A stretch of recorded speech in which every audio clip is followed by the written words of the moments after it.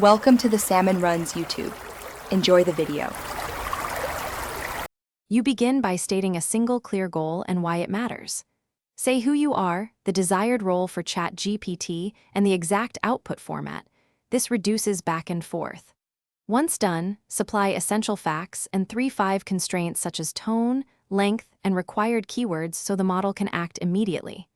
Make sure to combine concise context with the first actionable instruction. Ask for a draft, outline, or list to get usable output on the very first turn without wasting time. You now refine the response by showing an example and giving targeted feedback.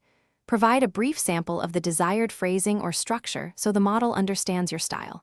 Then ask for controlled revisions. Tell ChatGPT which element to change first, second, and third by numbering them. Once it returns edits, pick one element per turn to avoid confusion. If you need more detail, ask for a bulleted expansion. If it's too long, request a concise summary. This step balances precision with speed. You complete the task by asking for a final polish and explicit checks. Request grammar fixes, clearer phrasing, and a brief accuracy check for any facts. Then get a 1 or 2 sentence summary to confirm intent. If something's wrong, point to the exact sentence or claim and instruct ChatGPT to correct it, explaining why. As a troubleshooting tip, if responses drift, reset with a short reminder of role and constraints, then reapply the numbered feedback method to regain control. Thanks for watching. Consider subscribing if we helped you.